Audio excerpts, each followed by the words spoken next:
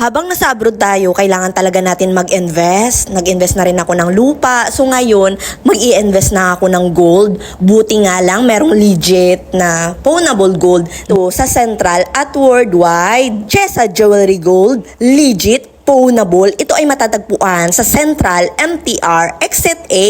Yung mga OFW, alam naman natin, 'di ba, kung saan itong Central Worldwide. So yung shop ng Jewelry Gold, ito ay nasa second floor.